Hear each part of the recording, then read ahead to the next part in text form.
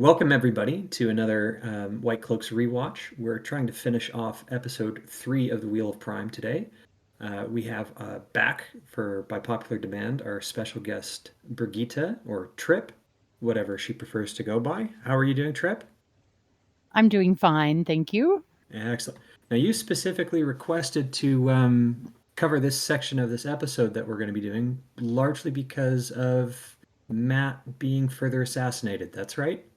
That is correct. Okay, and how much have you been drinking and what have you been drinking so far?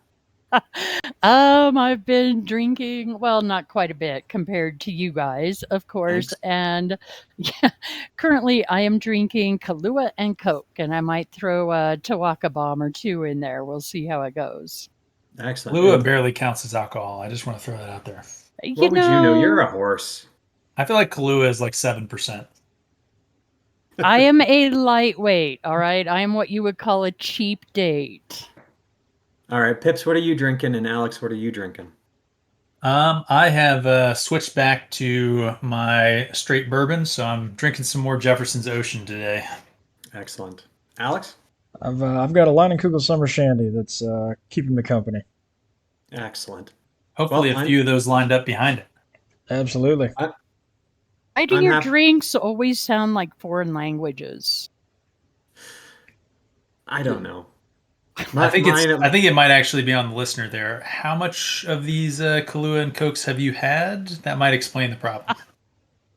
I'm on my second. See, all right. I told you I'm a lightweight. Sorry, This is Dane. this is going to be a long episode if we keep this up. Anyways, what we're going to be doing is we're going to be finishing off episode 3. We've timed it out. We're at about 40 minutes of playback right now. There's about 15 to go. So it's a little bit less runtime than the other sections of episode 3, but at the same time, there's some pretty terrible stuff here, and I'm sure we're going to dig deep into it. We are going to do kind of a mid-episode break.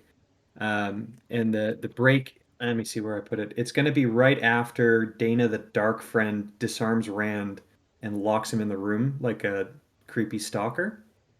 Ooh. And then from that scene, because it hops back and forth between Rand and the creepy dark friend, and Matt and Tom, with a little bit of Moraine dispersed in there. But that's where we're going to be doing our drink break in the middle.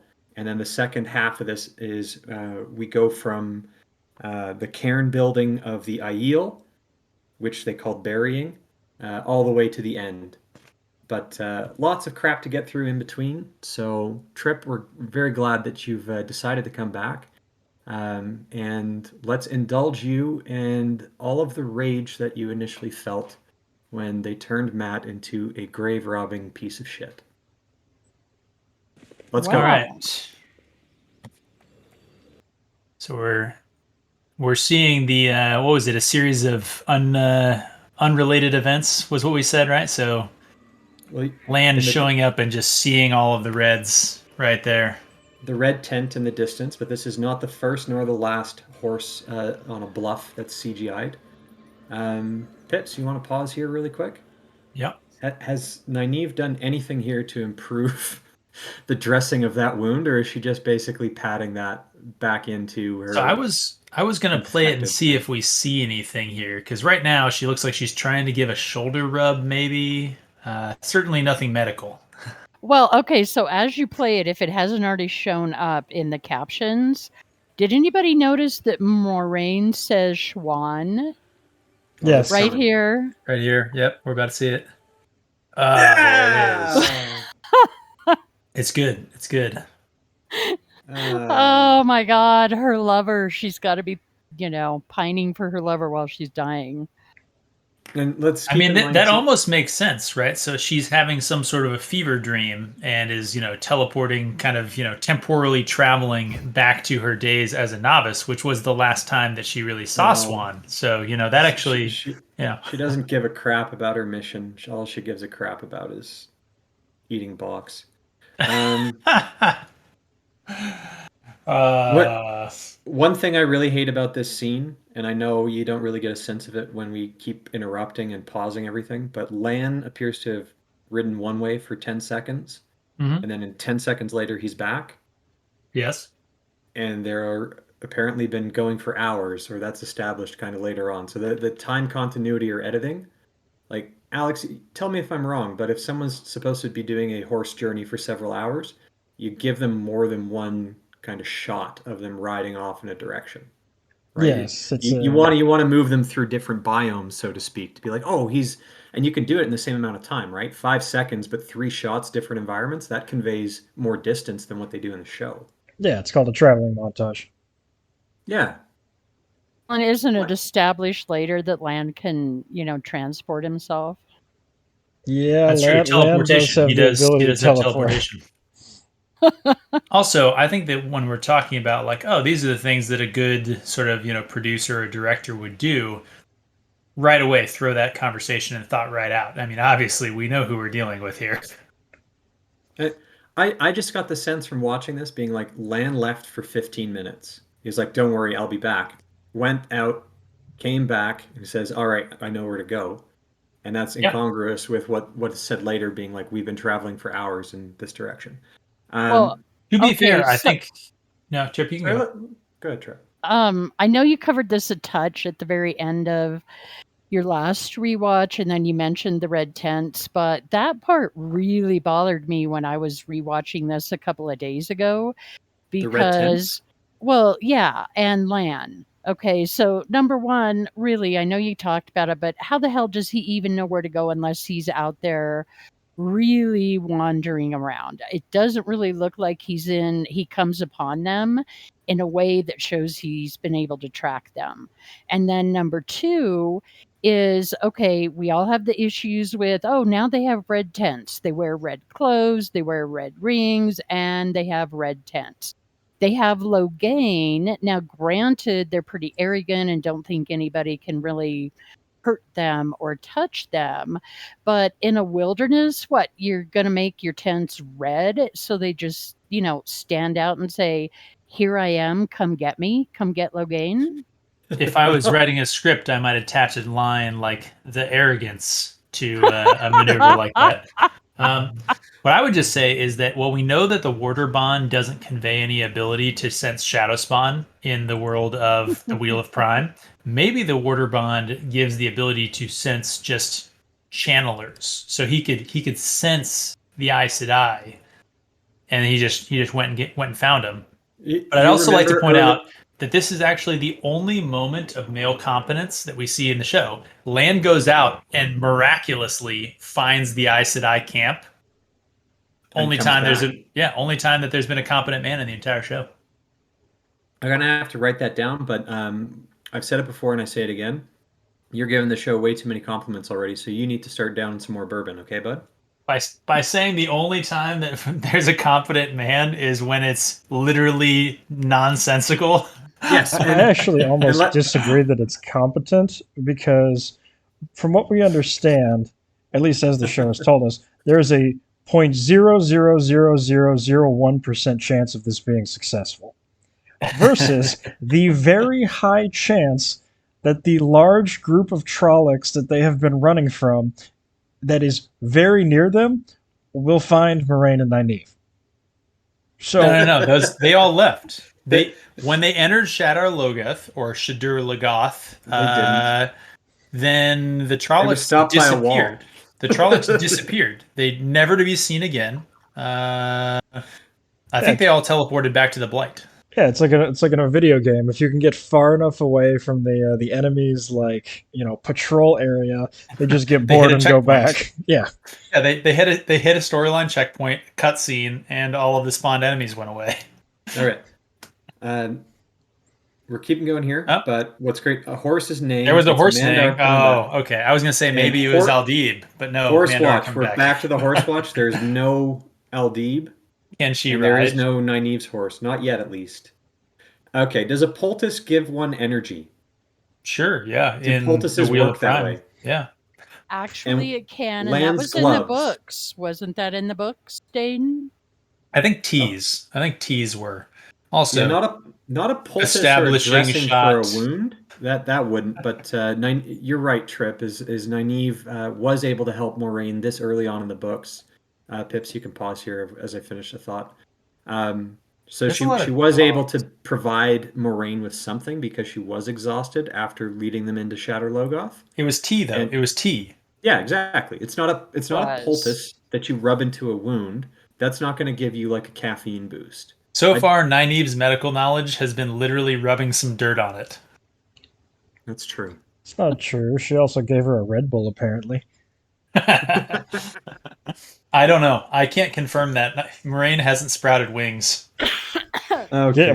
are we really going to tempt fate like that? I mean, would it be that That's out true. of character for Raj? Season 2, Moraine will have angelic wings. All right. Now we're getting to the scene that Trip really wanted to Uh, get to.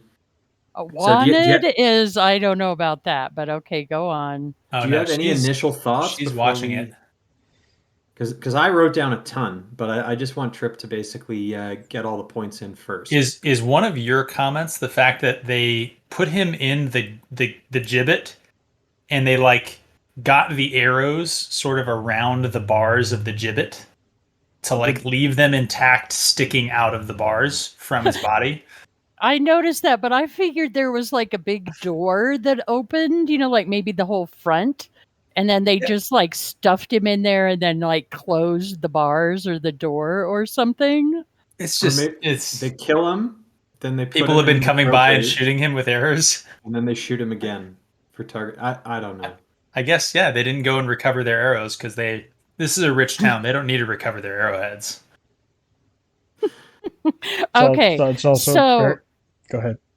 no, go ahead, Alex. I was going to say it's also apparently like a medically advanced town that just having a dead, rotting corpse doesn't like smell bad or carry any risk of transmitting disease. It's just it's cool, guys. I'm gonna try and pause this. I feel like maybe we might have seen Tom behind him. He's coming, but the really shitty part about this scene, yeah, is he's that coming up. so? There's So Tom over his shoulder. That's a good pause for you guys to do your conversation. all right, so a couple of things that I wanted to point out: who lit all these torches leading this way? Like I know it has to be lit for the scene and whatnot, but why would you just do a random torch? Like Does it have to be lit? I was just watching some of the episode of Kenobi, and apparently modern television is just make it as dark as possible so that the audience can't see anything. true. The other thing that ticks me off here is when Tom arrives, and it's kind of too bad that we don't have the sound from the playback here, but you get the guitar country western, and you also hear his spurs clink. It's like directly out of a Gunsmoke. western film. It's right out, yeah, it's out of Gunsmoke or frickin' 310 to Yuma or name your thing, like Unforgiven. Do do do do do do do. You know, that actually makes sense. That actually makes sense now from a character perspective. They had the mic tuned up so high to capture the spurs. They had to shave him because otherwise you would have gotten the distracting sort of his mustaches sort of, kind of moving in the air. And they both reach for fucking knives like they're gunslingers. Like it's fucking awful. Okay, Anyways. so a few thoughts here, and part of it leads into what we're going to see next, I guess. But I have a question. In the books, in this particular scene, even though it's not Matt, right? It's Perrin. But let's not give them the credit to say this scene happened in the books. No, I'm not. We know it drew on inspiration from the books, right? Yes. So different characters, different location, and a dead person instead of a live person. But I don't know. It's Gaul. Sorry, Trip, go ahead. Can I finish my thought? Thank you. All right. So this is a mining town, and in the other, if I remember correctly, it was kind of outside of, I don't know, a bar or an inn where there was a lot of noise and a lot of activity going on. So it made sense that maybe everybody was distracted and the cage was in a very dark area. So it made sense that there was nobody else around. But when I watch this, I'm like, what? There's nobody. Is this 3 a.m. in the morning and there's nobody watching or something? Why does nobody else notice them approaching this, taking him out of the cage, playing with the body, robbing it, and then burying it? Like, what? There's nobody else around and nobody's going to notice this. Well, I think we had bigger issues with the fact that it's an unlooted corpse. in the cage, right? And he's got clearly a pink gemstone right there. Like Right. in a desperate town, how the hell does no one actually take that already? Right. But if That I'm was one my of the other issue was, yeah. if I was the depressed inhabitant of Breen Spring, yeah, I honestly wouldn't care if someone decided to take down our decoration. I'd be more concerned about who the heck is wasting torchlight or a burning brazier to light the path to this guy. But wouldn't a grave robber, wouldn't they want to put him in his own little cage? Anyways, go on. Not this town. I mean, they're all This they're all town only degenerates puts people anyways. in jail if they try and sing and they're not Tom Maryland. Who they met yesterday. All right, go just a little bit forward to where Tom says a few things to Matt, because this I really had a problem with. This is where Oh, the yes, Gunsmoke the line. knives. Yep. The knives fight. Yeah, look at that knife What are you coming doing out. here, boy? It's the Okay, same yeah, of you. see. All right, that, whatever. Keep going. Do do do do do do do do do do do do do do. And I guess we can pause here. Yeah, at first, actually, I was like, why would he just throw out there that, he has survived Trollocs? But he kind of did that on the spray, didn't he? Because he wasn't being very careful and he was always opening his mouth when he shouldn't and saying things, and then they had to cover for him. But the Trollocs did attack the spray, right? So there were people who saw Everybody the knew Trollocs. about the Trollocs. And Baal Domon was being chased all the way from Saldea. He thought the Trollocs were after him. And they might have been, honestly, because he had just purchased one of those seals of the Dark One's prison. So there was an interest already in Baal Domon. So Domon thought that the Trollocs that attacked when Ran, Matt, and Tom came aboard the spray were actually after him, not after Ran, Matt, and Tom. Yeah, it just seemed weird in the show because there really wasn't any setup for anything like that for him to just be like, "Hey, I'm associated with dark friends and Trollocs," and yeah. Not the kind of thing you say if you're a discerning person, especially to someone who's robbed you, right? Hmm. And now All has right. a weapon pointed at you, right? Yep. All Dane- right, we're gonna Dane, get can you- we're gonna get to it soon. Can Sorry, you Alex. think of any lore thing that pink gem could be? No. Okay, so we're just leaning fully into generic fantasy motifs. Like, I mean, It's not. I mean, the like, only jewelry that we know that the Aiel typically wear is favor gifts are the only thing. So like you could argue like, okay, maybe a it's a regard thing, gift, but it's right? yeah, a regard gift, thank you. But it's not like there's nothing in establishing that. Like it's just he's got a little gemstone. It serves the only narrative purpose it serves in the show is a reason for Matt to come and want to loot the corpse. Yeah, but that's I don't know. It looks like a fairy gemstone to me. I mean, why did it have to be pink and sparkly? There's so much wrong with this because, okay, so maybe an Aiel carries around a gemstone. Why would he carry it on the outside of his belt? Right? Why would he carry this and then the stone dog that we end up seeing later, which is really why I think it's Gaul, because he has a stone carving of a dog, and Gaul is a stone dog. That's not visible, but the gem is. So they needed. Okay, can we pause here because we're getting into a whole ton of other shit. But this is my problem right here. I just Finish, wanted Dane. to set up Tryp because we discussed this yesterday. Although you were already pretty high. If you wanted to do your pun, and there might also be an explanation as to a problem that we discovered in the last rewatch is where the heck did Matt get his money from? Because he had money to be robbed and he had none of this. So, Tryp, over to you. All right. You took notes, right? Okay, I did. All right. So I had an epiphany. That one's just for you, Pips. That maybe Matt was able to procure some money because here we're establishing that he's a corpse robber, right? So maybe he was robbing the corpses of his neighbors and friends before he left the Two Rivers. wow, that's morbid as fuck. That's what he was doing on Winter Night, but it explains so much, right? That's where he was. Like everybody else, we didn't see him until the next morning. It's because, yeah, that's where he was. He was off on his own looting corpses. I like it. That whole knife he gave back to Perrin. Nah, he never got that from Layla. He fucking stole it from Layla and then gave it back to Perrin with a sob story. That's Matt in this show. Fucking hell. I do like here the line that we see him. Like, did they give Elida's line about Rand to Tom? About the speech or The speech and dress of the two rivers. But Okay, so this is them. They wrote a whole ton of holes, right, Trip? It's yes, all right. So, yeah, this is like he says, "Oh yeah, I recognize. You're from the two rivers. How you dress, your speech, your I can't remember how he phrases it, but your bullheadedness or your stubbornness. Well, number one, he says how does asinine and then mule-headed. there you Asinine go? means like an ass, and then he doubles it up with a mule, and that's improper English. Oh, well, like they're Is going it- to use proper English, but Oh, how fuck. number one, how is Matt dressed any type of unique to any area?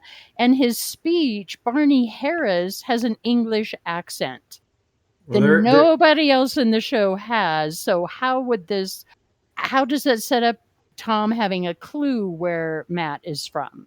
Tom has a That's French accent. that's irritating. Maybe Tom knows that the Two Rivers is uniquely metropolitan.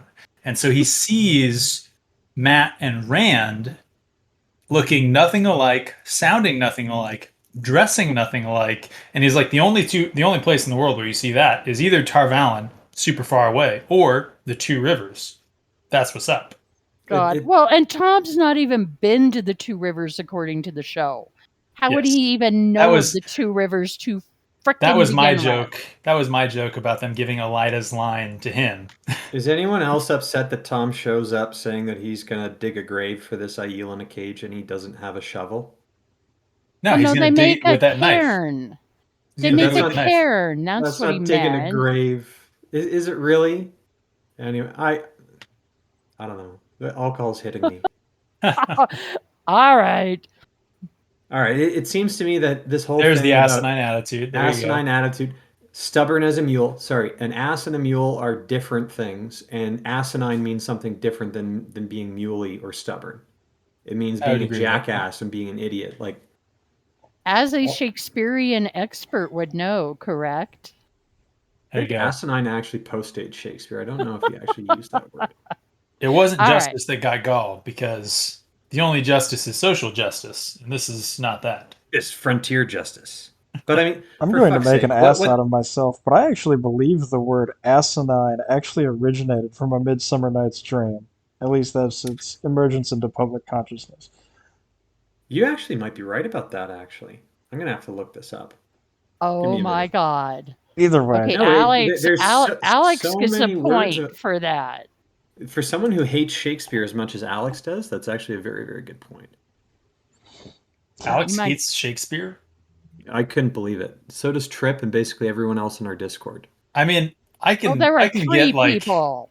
I can get not loving Shakespeare, in the way that you don't Oh. love a lot of people who have like, cool. I understand the role that they played historically in like the development of an art form, but like looking back at what they did now, it doesn't meet sort of modern tastes or something like that.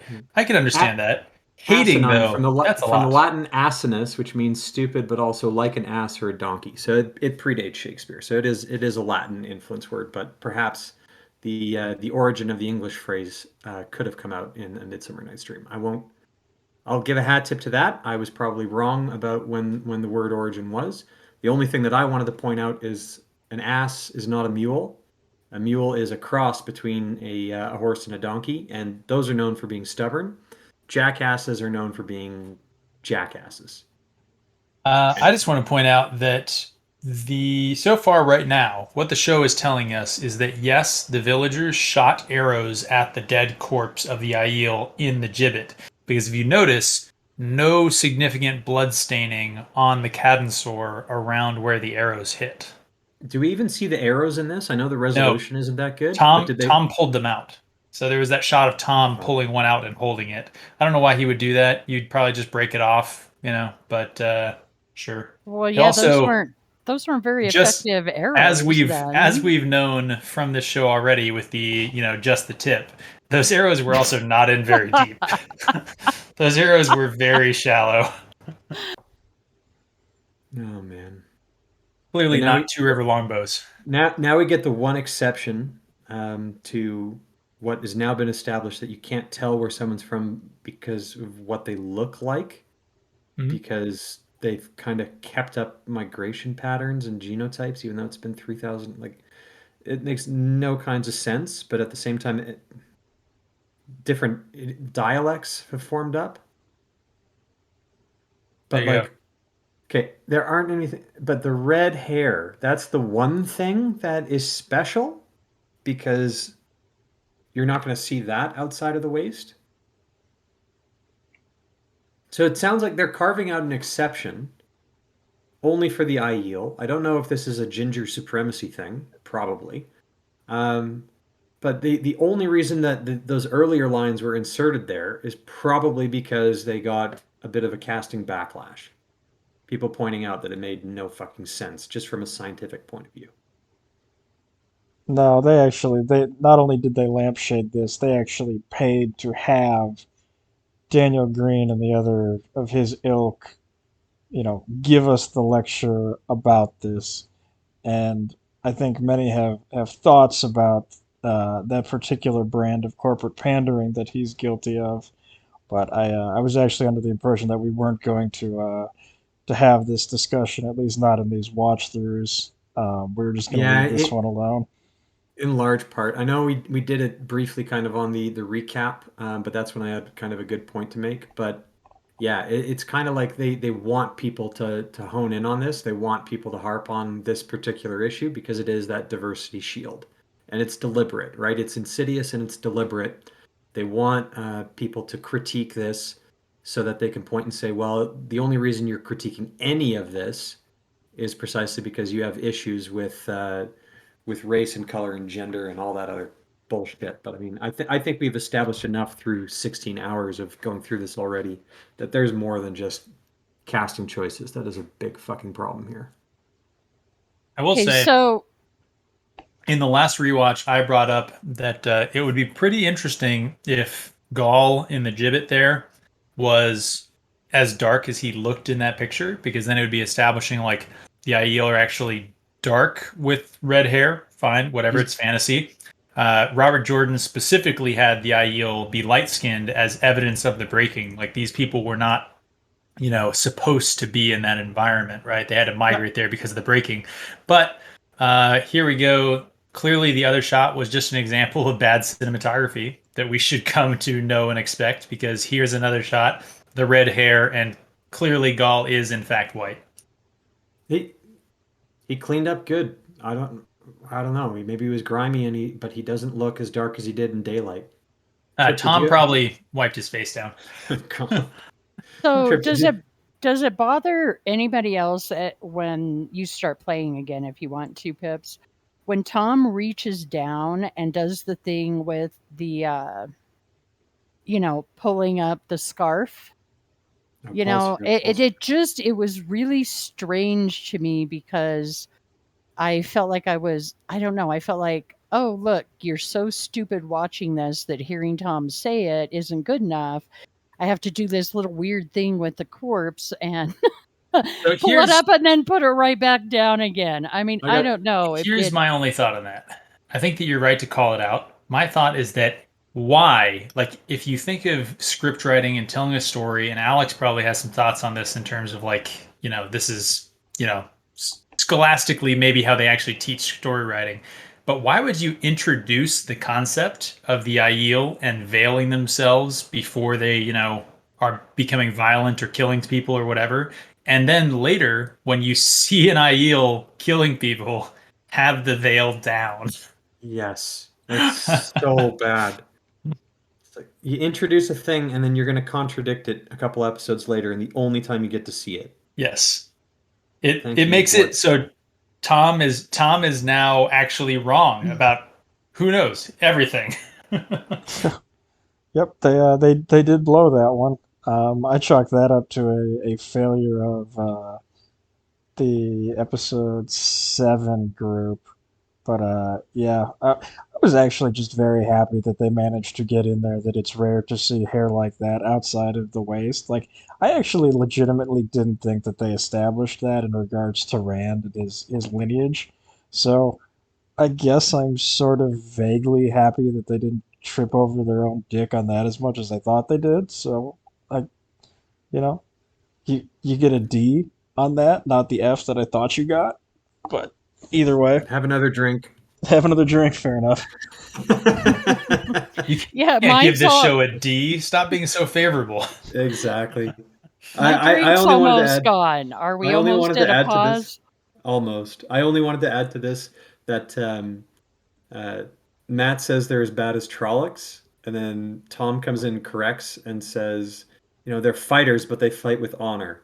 So does that imply that in Tom's view, the bad thing about Trollocs is that they're fighters, but they fight without honor? Or am I stretching a little bit too far? It also gives Tom a very strange view of the like Aiel War. Like, Maybe. Yeah, unless Tom was really down with his history and knew, the full backstory, behind the cutting down of the tree and but the Ale even then, Revenge. like Tam calls it layman's sin, right? So like lots of people knew the the cutting down of what is it? Not Amanda Avendus or Lardera. there you go. Thank you. So a lot of people knew that, but like that didn't mean that they excused the Aiel as like being justified. Yeah, No, and even in a modern context, if someone basically declared war on you and came and looted and burned down your whole freaking country because you cut down a tree, you'd be Yes. saying like, "What the hell is wrong with you people?" Yeah, came and Yeah. killed thousands, tens of thousands of people, burned the city of Kyrie into the ground because yeah, Enslaved somebody more, chopped down a sold them to tree. Shara. Yeah, yeah. It anyway, bit weird, but I mean, these wetlanders are strange. All right, let's keep going here. Introduce the whole veiling concept only to ignore it later. This is great. It's basically Gaul was killed by xenophobic bigots, so Yeah. that's all I'm Well, yeah, keeping. because Tom didn't might know didn't about Gaul the fight veil. xenophobic bigots?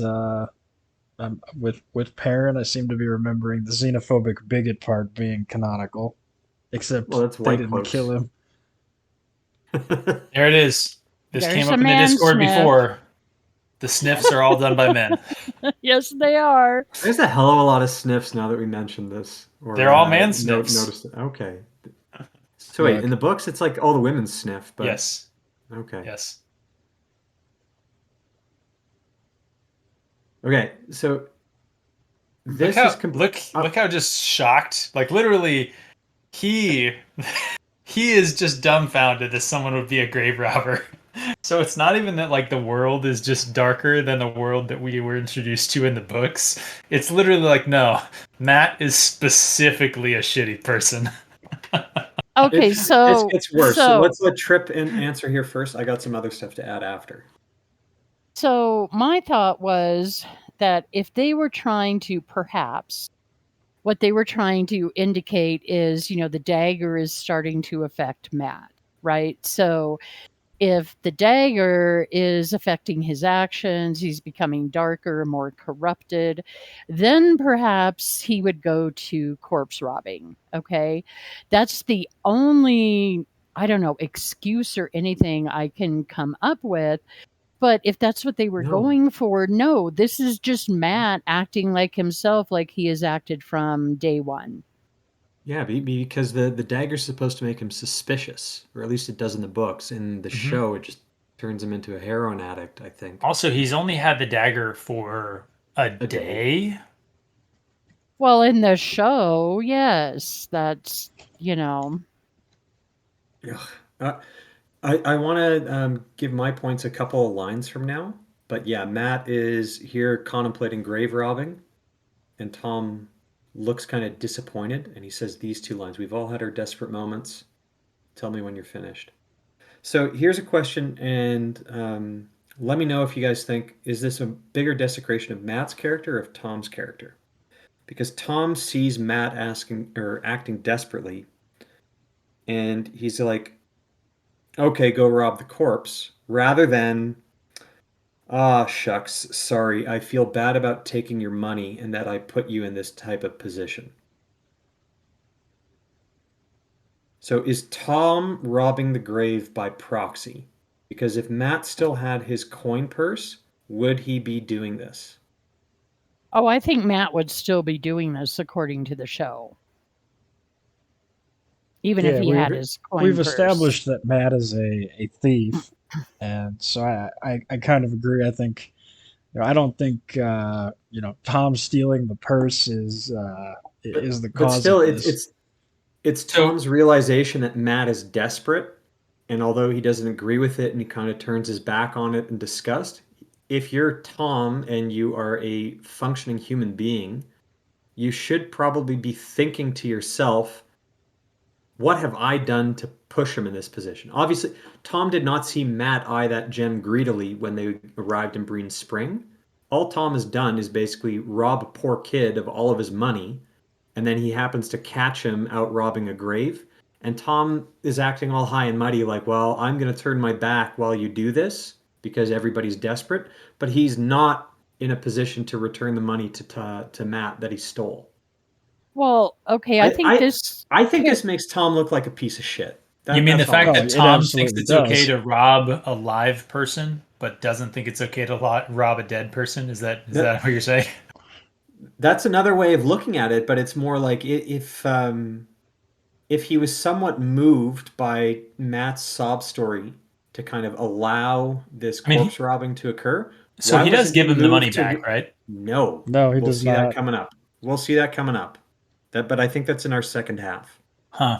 I don't Well, I don't and rewatch these before. My liver isn't as strong as your guys's. Oh, well, and I think this leads into a point I had for a little later on. But we do see Tom a little later in this episode, and then in, I think it's the next episode, where he basically starts, he saves the boys and then kind of starts to become their mentor and travel with them, right?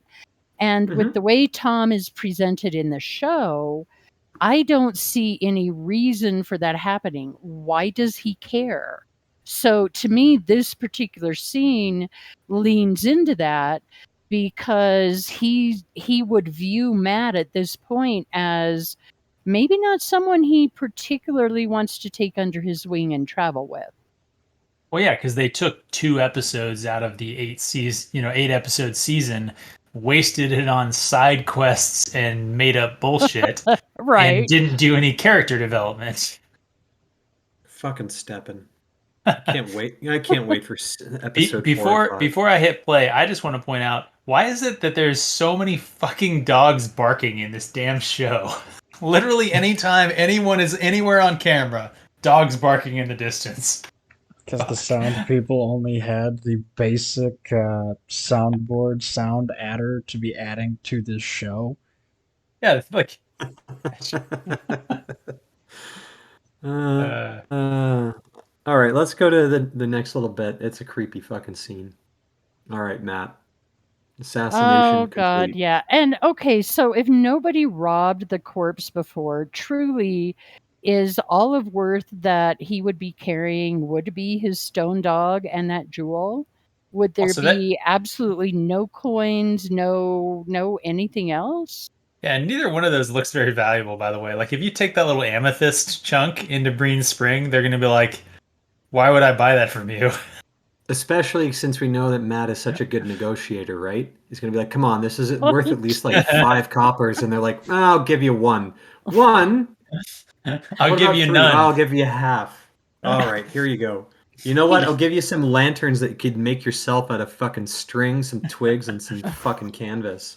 He can talk Dana out of a beer or two. Well, that's good. Can he though? She has an ulterior motive. She doesn't actually. She's not getting talked out of anything. She is trapping Yeah, him. but Well, is her okay, true. her ulterior motive is wanting to basically have Rand fuck Matt and her watch. Oh, That's good what I Lord. think. Okay, so wait though, back to the stone dog. All right, and I know Alright. we've already talked about the fact that We feel that the stone dog reflects that this is probably Gaul, right? Yes. Well, But that and the leaked script. Well, true. But how would any viewer of the show who has not read the books or maybe read them once a long time ago and doesn't really remember, what would the stone dog mean to them? Nothing. And when nothing. when they get around to it maybe later, well, that reference is so short and quick and small. They're not Robert Jordan. We know that. That isn't going to stay in their mind and indicate a damn thing to them. Well, I think these are it's purely Easter eggs. Yeah, I was gonna say. So the thing about Easter eggs is Easter eggs are like the lowest form of like screenwriting and show producing. It's like sprinkling little member berries in there to try and distract people from how shit your show is. I mean, Alex, what do you have to say about the rampant overuse of Easter eggs in this show in modern sort of adaptation? I think very much it depends on tone. Like, if you just have an Easter egg like in the background or something, cool. If we're talking about like Captain America's shield in the background of Iron Man, okay, fine, cool.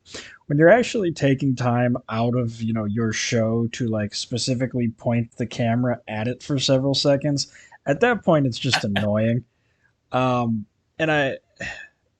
this show is just annoying, and I'm almost wondering if, like, when I see Matt talking about his sisters, are we being overly harsh in thinking that, like, what a stupid fucking waste of time? We all know that Matt is not going home to his sisters. So why are you wasting time on it? Like, there is no chance that somebody who hasn't read the books is going to actually think that Matt is going home at this point, right? Like, that's just not how this genre functions. That being said, there, Alex, I didn't think Matt was going to stay behind at the Waygate, and they did that anyways. Well, we know Really? they didn't You do that had to bring that intentionally. up? We'll have to. That's We have a for whole later. thing for that. I just want to say the thing about the Easter eggs too, in my mind. So, Trip, you brought up that like they're really shitty ones, right? Like they're so obscure. Like honestly, nine out of 10 actual fans probably don't even remember that Gaul is a stone dog. Yeah, Let and alone the one that recognize. does, me, the 1 out of 10 that does, i.e., me, is so offended by this show. All that's going to happen is Yes. I'm going to rage about it and tell everybody I know who's like, "Hey, Dane, you're a Wheel of Time fan. What do you think about this and that Easter egg and that?" And I will basically turn into a freaking 20-minute tirade telling them never to watch this show. Go read the books if you thought that show was halfway decent, and maybe once you've read it 20 times, you'll understand why I have a fucking hernia and a broken blood vessel in my forehead. So Oh, yeah, there's the You don't rage. need to watch this show or read it 20 times for that. You can read the first book and get that. Um, Pips, I was actually sorry. Dane reminded me of something else, which is Yeah. Don't do Easter eggs in the middle of a gigantic change. Like, if you're going to do an Easter Don't egg in a spackle over. yes, if you're going to do an Easter egg, you need to do it in a very, very like source material accurate way, such that you don't get the exact same reaction that we all had of just rolling our eyes in irritation. Like, what a shitty like sort of white flag of like, see, we're trying. Like, fuck you. No, you're not. See, I'll actually take it one step further and say that it's not just like the moment that you use the Easter egg, it's the concept of the whole production as well. Like you don't get credit for the Easter egg, which is like admittedly, we've all said this, a shitty Easter egg, when you like fucked up the rings, you fucked up the sword, you fucked up like literally everything else that's recognizable. You fucked up water You fucked cloaks, those you up, fucked up right? dresses, So you fucked so up Aldi, you fucked yeah. up everything. So you literally like dragon all of the things that would have been very easy to Fucked up do the because like dragon. because you had to make a sword, right? It doesn't cost any more to make a sword that matches the book than it makes cost to make a sword that doesn't match the book. So like you had all of these sort of opportunities to have good props. So when you throw in a prop that's just an Easter egg and it's a shitty one, you get negative points in my book when you've already literally took a dump on so many other occasions. Yeah, Well, The and other thing is, they're Gull doesn't actually have a stone dog on him. Yes. stone dog toy. Fucking and hell. also I just had this thought. In the show, maybe people don't even think that is a stone dog. They might think it's a wolf because all of the damn It's a wolf? wolves. Yeah, it is a wolf. There is an L in there. Fuck you. You guys thought my accent was bad. Fuck you guys. But no, seriously, maybe that's what everybody thinks that is, you know? I love it. You're right, Dane. He walked away and turned his back for the 30 seconds that it took him to loot his pockets, and then he just comes right back. It's like, You disgust me, Matt. You were the one who robbed me, and that's why I'm doing this. I will not take any responsibility for this. That's Tom now. Like, and now he's fucking lecturing Matt. Like, Tom, you're a piece of shit in this show too. like you gave him permission to loot the dead, literally 5 seconds ago. And he's only doing it because you robbed him. Ooh, Maybe. here we go. Maybe Cheering he in just the wanted distance. help burying him. Hmm. Hmm. I hate Dana so much. Yes, we know that. So I just want to say she's really rocking more of a Nynaeve braid than an Egwene braid. I'm just gonna throw that out there. Oh my god, I don't know. I'm gonna have an aneurysm if I go too much into this, but yeah, there's so much wrong with this, but it turns actually quite funny. But we'll save that for like the later half Yeah. or the next half of the rewatch when the chase actually happens. Yeah. This is basically just establishing that maybe Matt and Rand are going to split up. Matt's going to go back home. Rand's going to keep going east. And then she starts lamenting like every single fucking bartender who has a tumbler and a nose ring does about all the places that she wanted to visit, but never got around to joining the Kentucky tour or whatever the fuck it is because maybe she didn't get tipped enough at Starbucks. I don't know.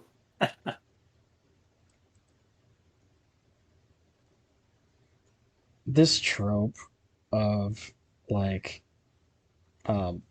one character saying something to a stranger and then a stranger saying it to the other character is just so shit. Like, I'm not crying.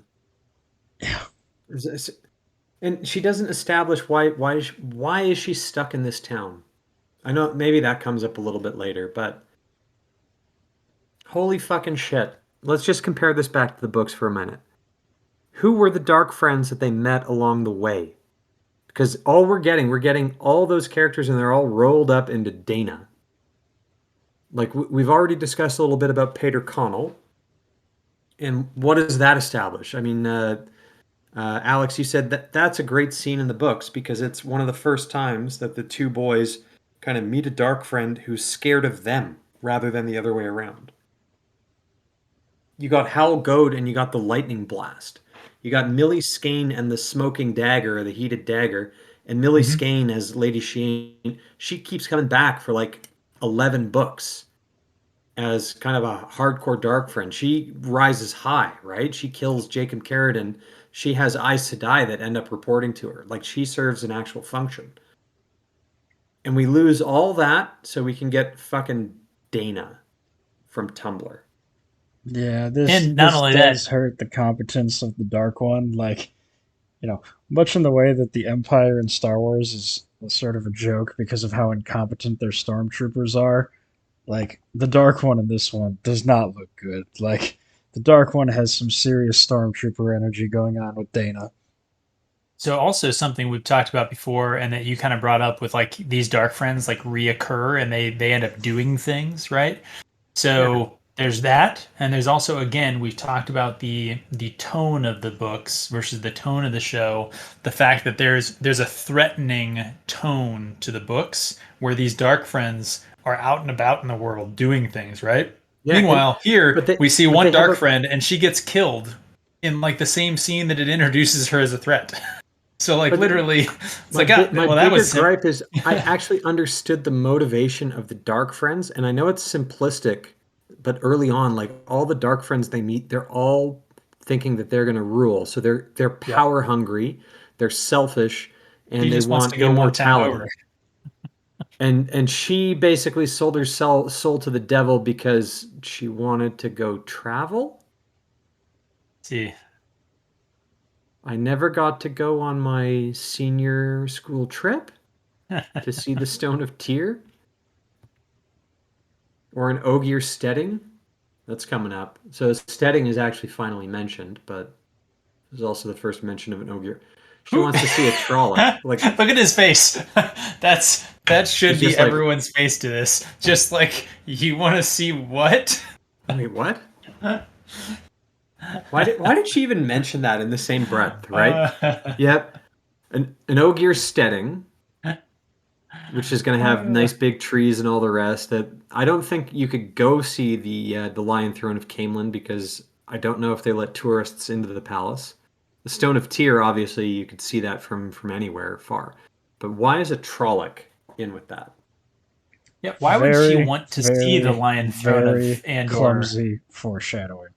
Yeah. Oh, fuck. Like, why would she even want to see the Lion Throne of Andor? Like, let's be honest, like, it's just a chair, right? And you're right, they probably don't let guests into the throne room of, like, actual palaces. And These if are you people saw it, who... it's not that impressive of a chair. Yeah. Anyway. He's just like, yeah, Trollocs, yeah.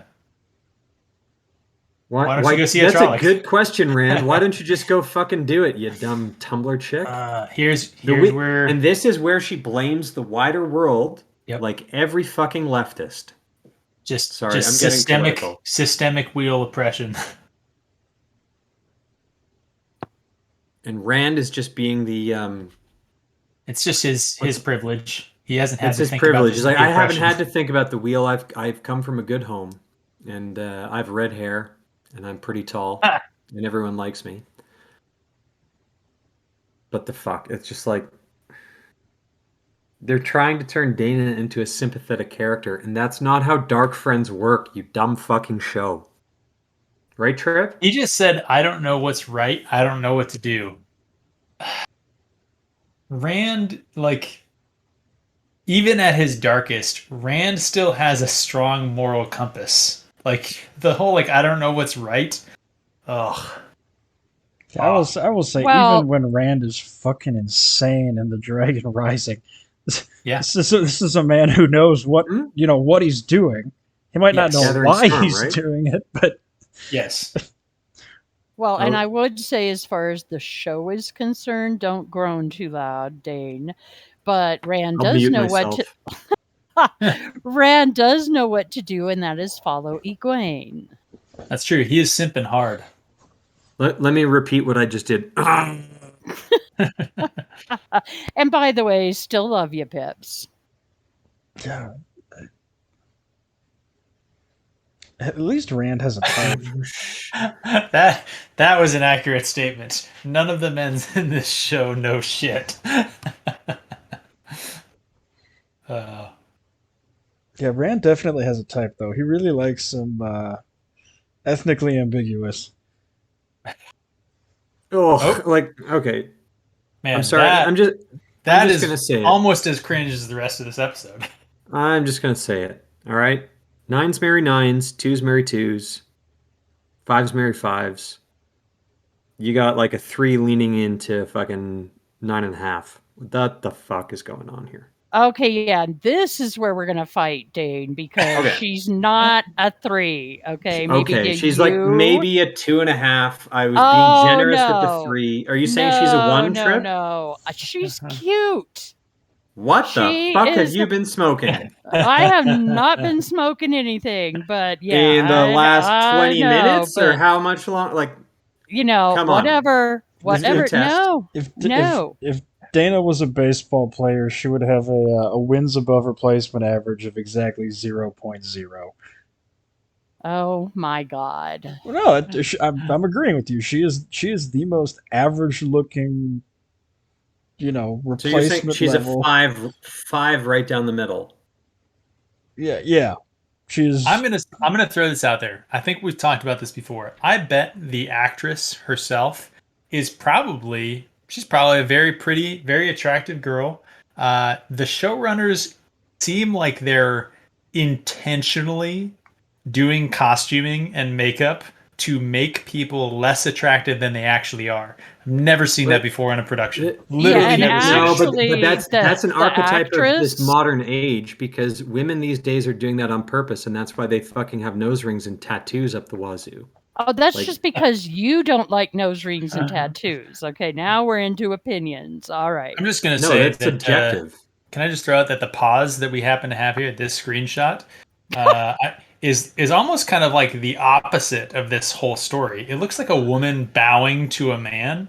We need to move off this. Rajanor is going to sue us. No. Oh my god! Actually, my thoughts went elsewhere, but There we go. She came on Fantastic. too strong. That's more like it. Rajanor approves this message. All She right, came on too strong. I'm writing it down. This is the fucking thumbnail for this one. oh no, I think you Blowjob need it. joke. Excellent. Yes, you need the bowing shot just a little while ago over this. All right, Tryp, down, girl. Let's go on. So I'm writing in my notes now that I'm getting drunk. Came on too And- strong. Oral sex. Thumbnail. Bam. Done. Door closes. What?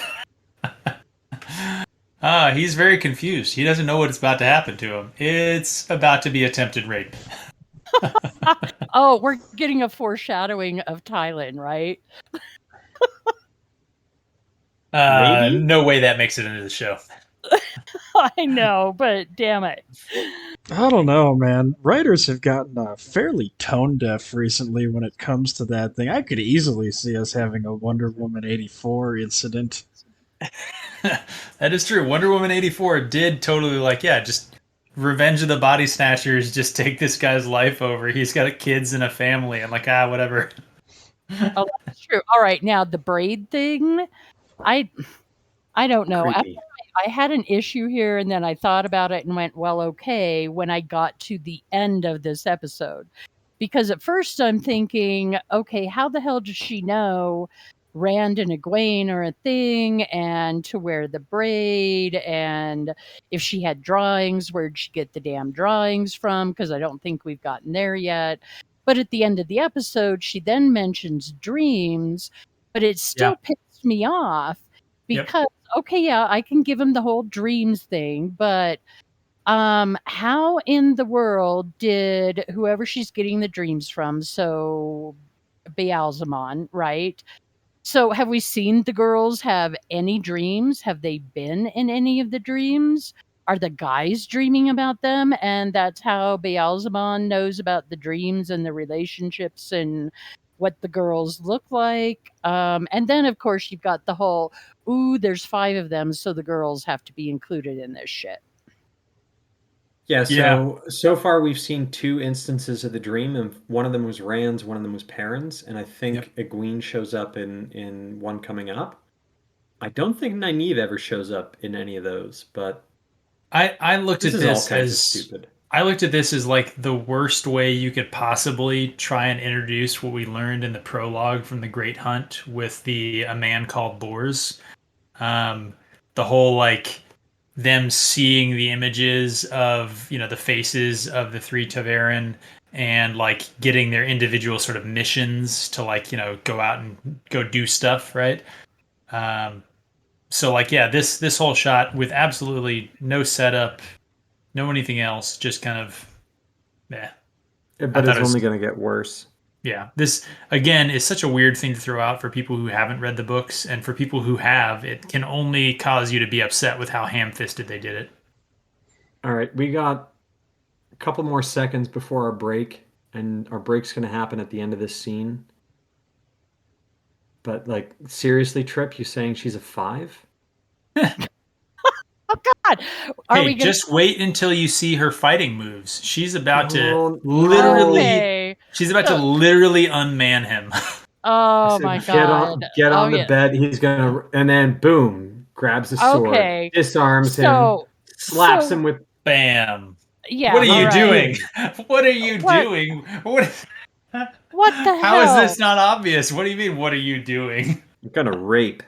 how in the world, and I know you guys have talked about this before in other scenarios or whatever, but okay, even if number one, she didn't have a sword to begin with, right? But even if she has a knife and he doesn't, he is a strapping farm lad who wrestles all type of livestock, who, Has as he? we know, We know he's as rolled with the we sheep. yeah, oh my god. But in the books is what I'm talking, those Oh, okay. I was talking comparisons, about the show. right? He's Yeah. 6'6", an axe handle across the shoulders. Yeah, how and can She's like obviously 5'3" and a 5. If I'm being drunk and generous, You're being generous to me, all right? So, I have been drinking a lot. yeah, okay. But I just have a real I know you If guys I have was brought sober, this she'd be a up, fucking 1. but how could she stop it? How can he not just take that from her? How did even in the initial tussle, there's just no fucking way. It's just that is really bothersome and poorly done, and I'm sure Alex could explain it a hell of a lot better than I could. Welcome to Hollywood in the 21st century. If you are going to be anybody on screen that is a guy, that is an actor, a stunt double, an extra, whatever, you better get used to having to accommodate a 5'3", 120-pound woman being able to physically, like, push you around, especially to the point that you need to learn to almost be very physically accommodating in the Yeah, you're sense gonna that, be the most accommodating sort of sparring partner of all time. yeah. So when they get to that sword at the same time, you'll notice Rand leaps back like he's been scalded, rather than just continuing to push forward, put his right hand on her left shoulder, and push her into the wall. But Yeah, he you could know, have just shoulder checked her in the face and knocked her unconscious. yeah. But we're welcome to Hollywood in the 21st century. Good lord, he could have just done a roll across the floor and tripped her up. I don't Could even have think you thrown need to go something that at her. far. I think he literally could have just continued his momentum forward and just drive blocked her into a wall without even breathing hard. But I do like how, going on the point about the very accommodating sparring partners or stuntmen. Let me see if I can go back to this. How he stands there and watches her draw the sword. Let's see if we can see this. So they're gonna That's go for it. after she slaps him with the sheath on. Yep. I said And get on the bed. That's so fucking there you go. creepy. He actually beat her to it, and then he smacked Yes, her. And then look. You see how he just sort of stands there, like holding his face, like and she just draws the sword, and he's like, okay. Well, and when they were in close quarters and he kind of has his hands and kind of pushes her a little bit, I guess. She didn't even move. And Dane, don't freaking do it, but she, you would have thought that she kind of would have gone flying across the room or at least taken a few steps out of the way cuz he pushed her. She doesn't even have him at a disadvantage right now. So she's carrying a very long single-bladed sword towards his throat. He could swat the blade away from his throat and then knock her onto the floor, and it would be over. And it would be over. You can't one punch to her face, and she'd probably look better. Oh my god! I think with that, we should all go refill our drinks so that Dane can be more impressed the next time we see her on screen. Less impressed. He probably will be. Yeah, the scale's going to go negative, Tryp, just so you know. Oh, wow. Fuck this show. Any final thoughts before we break here? No, I need to go swap my bottles out. I've killed one. I need to start doing damage to another. We've not heard one cork pop, I'll have you know. I gave you a solid one before, but here. Nice. Much better. Nice and clear. Now I'll say that I'll edit that in post into the right place, but I won't. Well, on that note, everybody, thank you for watching. The usual stuff, like, comment, and subscribe. We love you all. Thank you for watching and everything that you guys do for us.